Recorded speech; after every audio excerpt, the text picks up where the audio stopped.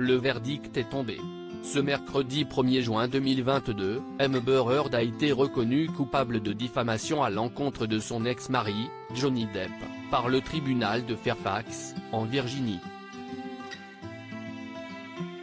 Le jury, qui a décidé que l'actrice avait porté atteinte à la réputation de son ex-mari dans sa tribune du Washington Post, publiée en 2018, l'a condamné à verser 15 millions de dollars de dommages et intérêts à ce dernier. Cette somme comprend 10 millions de dommages et intérêts compensatoires et 5 millions de dommages et intérêts punitifs. Notons toutefois qu'en Virginie, ces derniers sont plafonnés à 350 000 dollars. De plus, Johnny Depp, également reconnu coupable de diffamation contre son ex-épouse, a lui été condamné à lui verser la somme de 2 millions de dollars. Au final, il reste donc à Amber Heard 8,35 millions de dollars à payer. Mais l'actrice de 36 ans a-t-elle les moyens de régler cette somme faramineuse? Une chose est sûre, la tâche s'annonce difficile.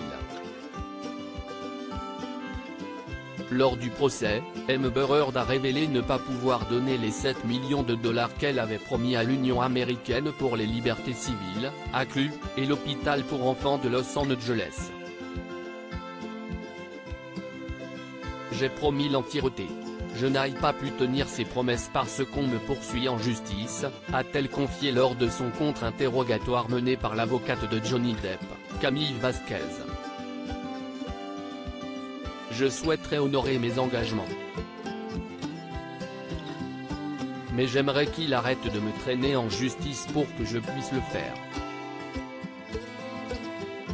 Amber Heard a gagné 3 millions de dollars avec Aquaman. Par ailleurs, toujours pendant le procès, l'actrice de 36 ans a révélé avoir été payée 1 million de dollars pour sa participation au film Aquaman et 2 millions de dollars pour la suite, Aquaman and the Lost Kingdom. Des revenus équivalents donc à 3 millions de dollars, soit moins de la moitié de la somme qu'elle doit verser à son ex-mari. En conclusion, Amber Heard pourrait ne pas pouvoir payer l'addition. Face à un tel constat, deux options s'offrent à elle. La première, faire appel. La seconde, se déclarer en faillite, ce qui l'exempterait des 8 millions de dollars de dommages et intérêts compensatoires qu'elle doit payer. Elle devrait néanmoins toujours régler les 350 000 dollars de dommages et intérêts punitifs auxquels elle a été condamnée. Pour l'heure, la star d'Aquaman a décidé de faire appel. Sur le même sujet Amber Heard, Johnny Depp elle arrête les cours à l'âge de 17 ans et se rend à New York pour se lancer dans le mannequinat. Déçue du métier, elle déménage à Los Angeles. Voir la biographie de Amber Heard. Réagissez. Inscription newsletter. Merci pour votre inscription. Pour en savoir plus ou exercer vos droits, cliquez ici. Fermé.